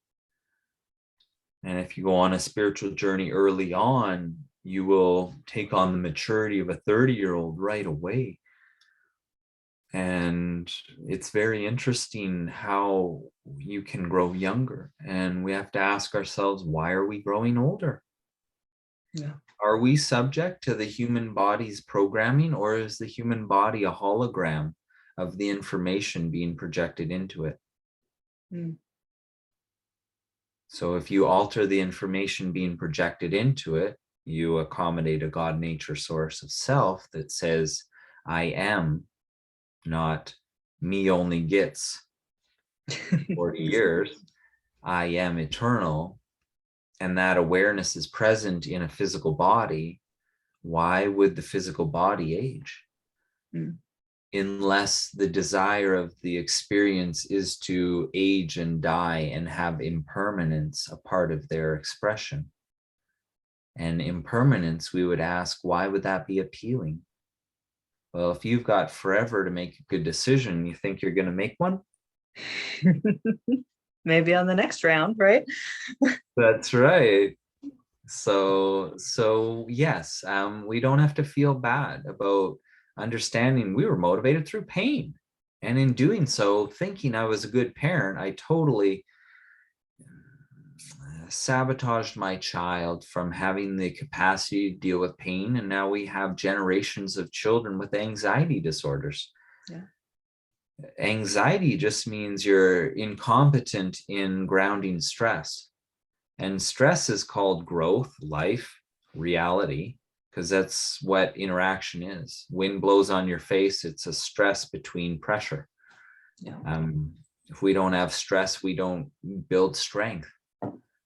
So we tell our children they can build strength in their bodies, but not in their emotions. That when their emotions are damaged, that's a weakness, and they should harness that weakness and project it before them and have that as their identity, and then identify with their greatest weakness. And that's unfortunate. Yeah. So we have quite the job as parents. It's not do a good job of your kid and hopefully you get time to yourself when it's done. It's, oh my gosh, I have to understand myself. Otherwise, I'm going to be stuck with my kid the rest of my life. Yeah. And the consequences of their bad actions, because I'm going to feel guilty that I didn't give them what they needed. And I'll feel responsible. Therefore, I'll be their safe place all the time. And as long as they have a safe place, they won't create their own reality. They'll never believe in themselves because they'll believe someone can take it away. Yeah. And in my experience, everything was taken away, and the only thing I could have is what I could create. So I don't recommend that anyone takes my path or envies who I am or how I got to be who I am. My psychic gifts are my own because they were earned through pain. And trust me, it's not fun feeling a 3-year-old's pain because of her digestive system can't communicate with her brain because it's stuck in a trauma state from memories. These infants, through these traumas, were opened up to the traumas of all their consciousness. And as a little being in a little body, they don't have the language to communicate that. I, as a teenager, didn't. And when it was overwhelming for me, I shared it with my mom and sister. Thank God my sister was there. I may have held on to the idea for a lot longer that, oh, it's just a bad dream. Forget about it, Robin. When really it explained the dynamics of my relationship with my beloved brother and my adored sister. Are we perfect? No. Do we love each other and we be there for each other no matter what? Yeah. And we all honor ourselves in this lifetime. We know what it's like to lose each other. So we never hold time against each other. Every opportunity to see each other between my siblings and I, it's the moment. That's all it is. We never said, well, you haven't phoned me. It's when you ended your last lifetime on an out like that, just seeing each other again is a brand new lifetime right there, and a brand new opportunity. And every morning should be that for us, with ourselves and with our children. A brand new opportunity to create. And I've had the privilege of experiencing what the initiates experience in the pyramid, everyone. Through my pain, connecting with my darkness, and then getting access to spirit guides, I was guided through some processes that took me through the emotional maturity, starting around 15 up to 25, 26. And that's when love entered my life, when I was ready for it. And those were my darkest years, because I didn't learn. I didn't get to go through that as an infant and as a child. I had those feelings turned off. So we as parents are burdened with not projecting, as Kelsey said, that generational trauma on to the next. It's understanding where we can make a choice to allow them the freedom to become whatever they want to be. And what a beautiful gift for myself to have experienced healing from past lives, to a degree that my boundaries of perception are so stretched that when a sensation is felt in my body, I can easily ask my client, hey, do you have a really bad elbow pain? And it comes up into your neck and it affects you every time you think about this. I'm not shy about saying this stuff. And when their face goes white and they go, what are you doing? How? It's not just, wow, cool party trick. It's, if this is true, I can feel you. That means your pain has been felt. And for every human being to know that what I was holding on to can be accessed by another, it bends your perception. All of a sudden, your secrets and your pain aren't your own. Yeah. And if someone can feel that, what if they can feel my love? And we open up to the potential of what you can become. And yes, anyone looking to become more, DM either Kelsey or I, and we can help you in the right direction.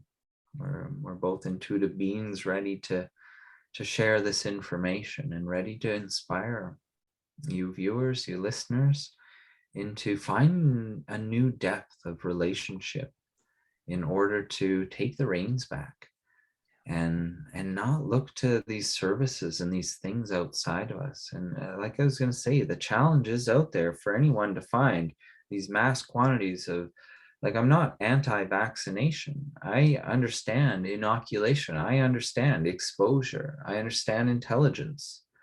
And that's what mother's milk is.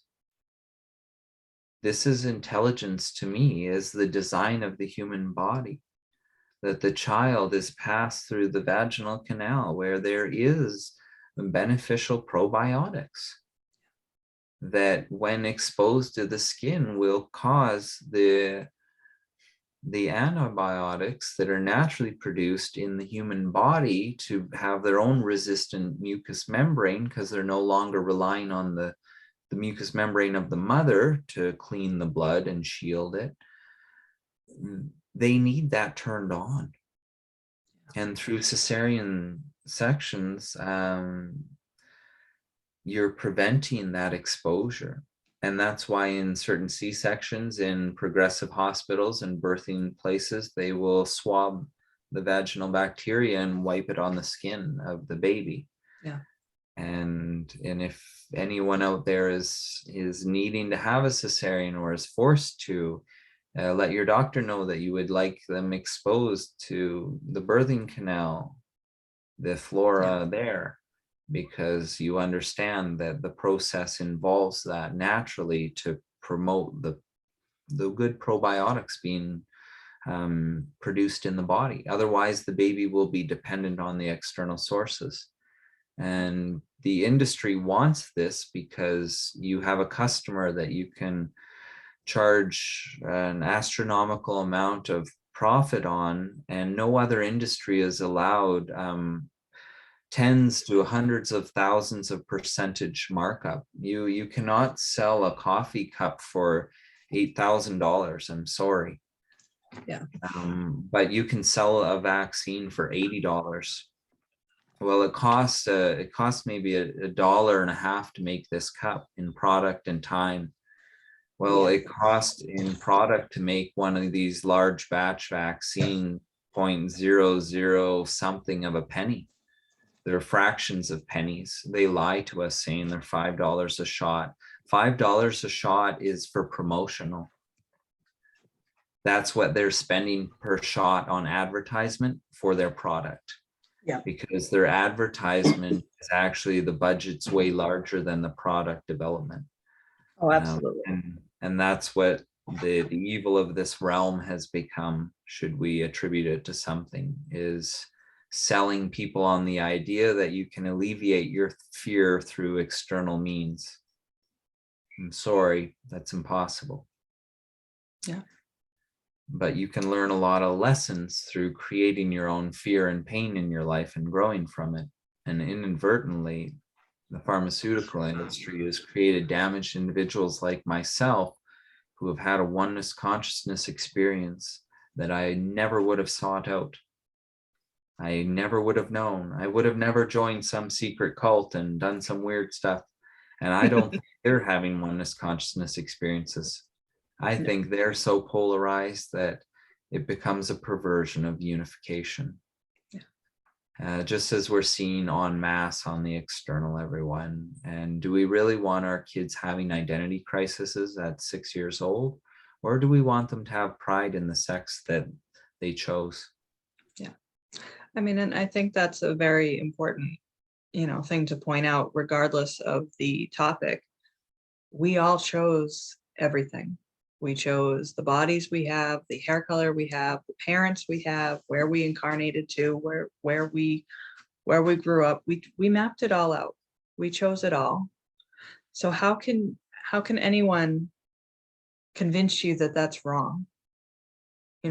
Whether it's your gender or well, you're a blonde, you should be a brunette. You should dye your hair black.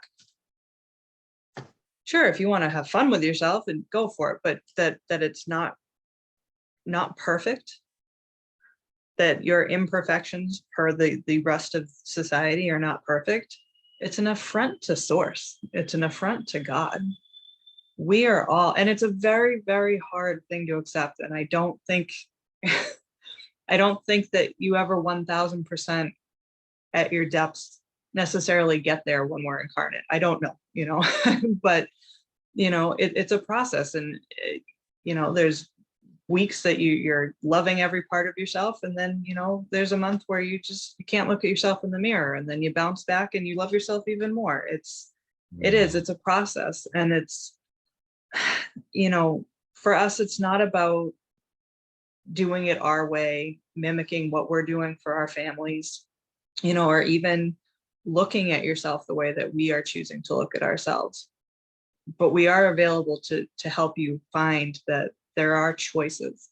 You have a choice, and you have a choice to plant your feet on a new path that you create to find yourself.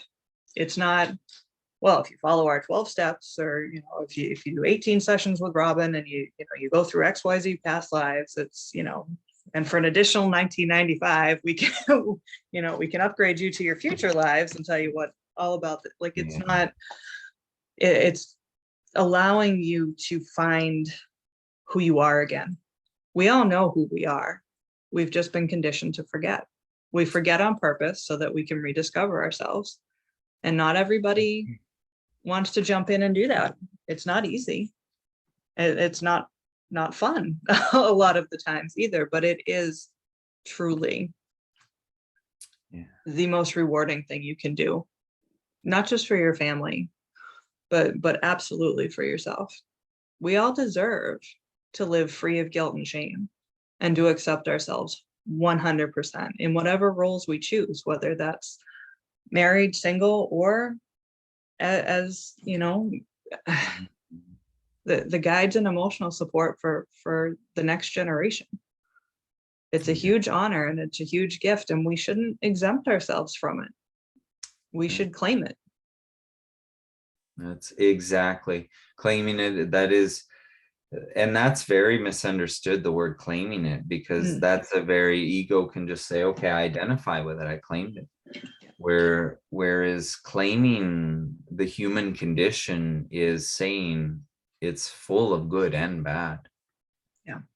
And there is no mastering being a human, but there is having a peaceful relationship with your human experience.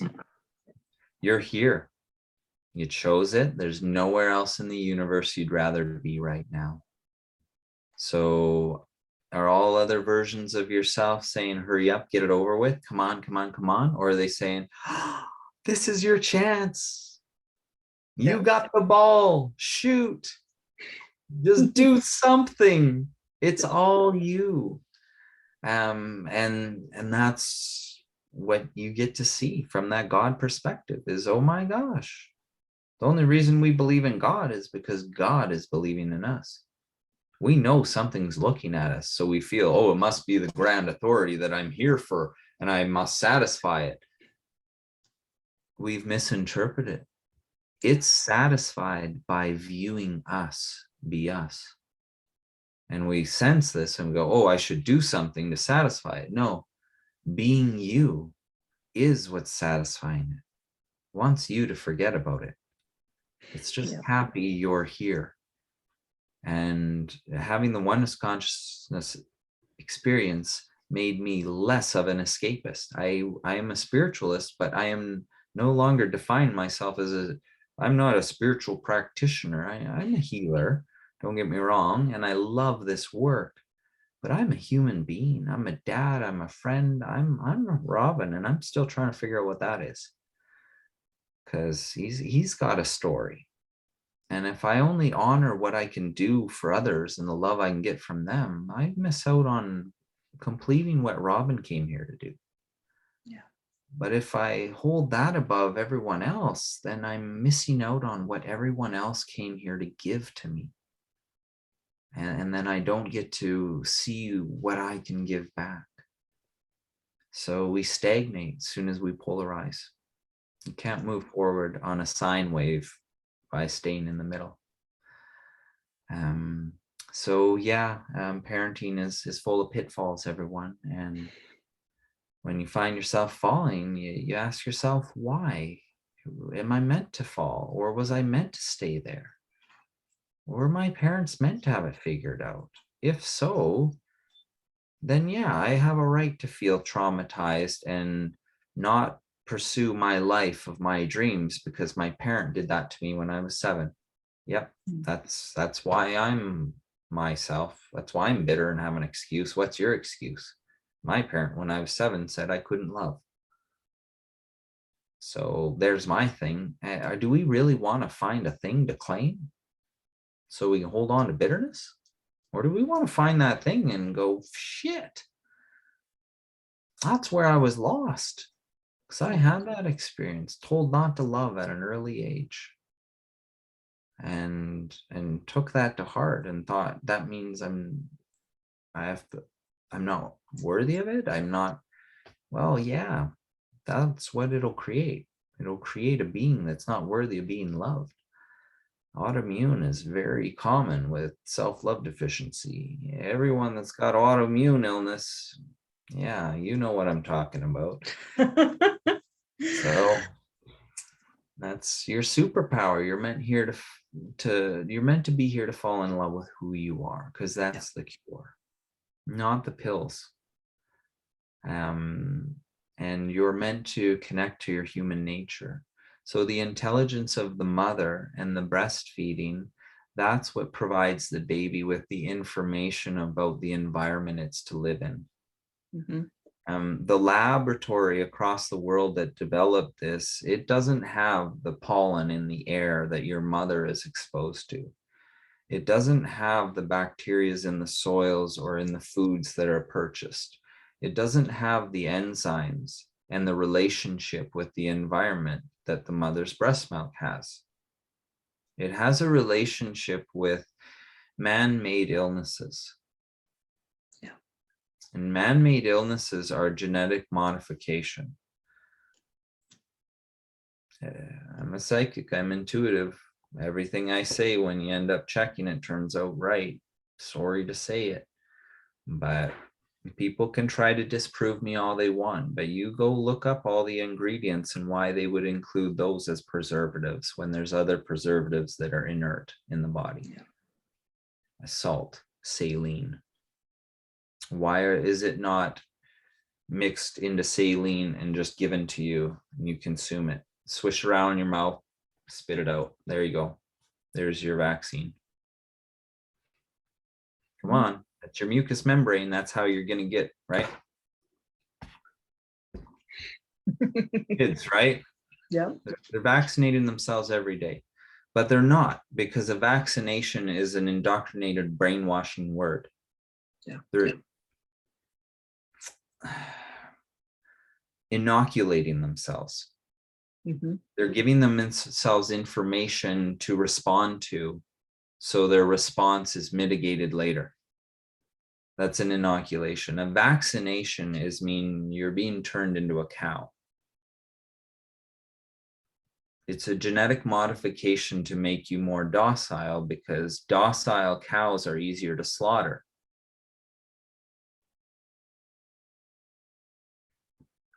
So I'm not anti-vaccination. Cows are fine. I just believe they belong in a field, not at a computer. Yeah. Not being led around by the nose and being branded as a leftist, a rightist. Because we're branding ourselves, aren't we? Oh, look at, I've got the best brand of clothes. It's built into our language, our slavery. That's why we don't see it. That's why we don't understand. We're the herd. We need herd immunity. Come on, don't patronize me, people. I'm not stupid. You're smearing my face in it. I didn't know better when I was 15. I knew when they called our names. Why isn't everyone's name getting called? This is weird. And it was just only a select few of us. And I know 4 others in my class that are all messed up. And it all started around that time. Yeah. So 1997. And very interesting that anyone that researches things will find that in 1995, all of a sudden, autism, welcome to the world of autism, everyone. Welcome to the world of cognitive dysfunction. Welcome to the world of digestive issues. Welcome to the world of medicating children and teenagers. Welcome to a new financial market. Not just old people. Yeah, multi-billion-dollar industry that there is. You know, there's no coincidence that the doctor who came up with the diagnosis in the 50s and 40s, he fought till the day he died to keep the diagnosis from being broadened, in my opinion, because he foresaw this. And within months of his passing in, I believe it was 86, oh, your kid's having trouble with speech now? Dump them in the bucket. Oh, your kid has repetitive behaviors? Dump them in the bucket. Keep them coming. We'll make a bigger and bigger bucket. It is easier to get, and they call it ASD now, an autism spectrum disorder, because there's so many things that we can make fit those boxes that we had to give it a broad spectrum for a term. You know, so many symptoms of being poisoned. Exactly. Well, that's just it. You know, Because when in you, the 50s, the only reason he became aware of that was DDT. yes. Yeah. Was yeah, Yeah. yeah, you watch the videos of the kids running into the fog mist. Mm-hmm. Yeah. Folks, you should research the correlation between the drop of polio incidents in this country, in the United States, and when they stopped using DDT. It's a very interesting correlation. You should take a look. Yeah. Just as some light reading. Yeah. You know? That's right. Yes. And this is very heavy and challenging information, everyone. But Yeah. this is our path, our journey. We can't lie about who we are. This is why I disclose that for those that don't know me and are first coming across this, I'm an intuitive. I don't like going around calling myself a psychic. I know the ideas behind that, and everything you say is delegitimized, even though it's 100% accurate. Yeah. It's not science. Well, scientific evidence is out there to prove it over and over and over again. And it's unfortunate when I do have things reaffirmed, because my worst suspicions are usually confirmed. But don't let that scare you off of discovering what it is. Don't let yourself think that, oh my gosh, I must have damaged my kids and I'm bad and I'll never put a shot on them again. You can't make decisions out of fear, because what you will do is you will say vaccines are the method and the cause and the intention, and if I eliminate that, I'm safe. No, it's just the way the information came to you. So if you don't choose that and you're still living in fear, you'll just choose something else. It may be a major injury, and now they're not dependent upon you because of a vaccine injury. It's a physical disability. Yeah. So avoiding fear is not what we're doing here. We're, as adults, saying, if I have fear, it is my duty to honor the voice that's coming from. And when I honor it, I understand where it's coming from and why it's there. And if I can make peace with that, I don't have to play it out in my world to heal from it. Because by making peace with it, I've allowed it to heal. And that's how you can accommodate those things. So yes, if your worst nightmare is to think about losing your kids, well, imagine your life without your kids and ask yourself, what would you learn from that? And when you say absolutely nothing but grief and despair, well, in that moment, imagining it, you get a little taste of that, don't you? So would it serve you to spend a life learning this lesson over and over again? Think about that logically as a consciousness being wanting to expand. Not really. It wouldn't at all. It would only be the same experience over and over. So that doesn't make sense. So why would I create that reality? It doesn't make sense to fear that even. And the only way I will create is if I fixate on not having it happen. Because fixating on not having it happen means I'm thinking about it all the time.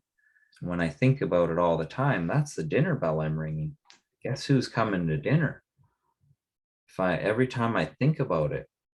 So soon as you think about something once that's disturbing to you, explore why you feel that way. What part is disturbed and why?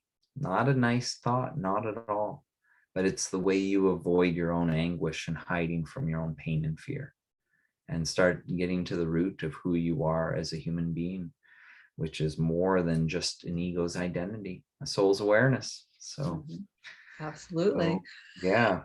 No, this has been wonderful. This has been, well, we love talking about these topics so much because it's what we eat, sleep, and breathe. This is who we are. This is how we live our lives, and this is how our families, are embracing being a family.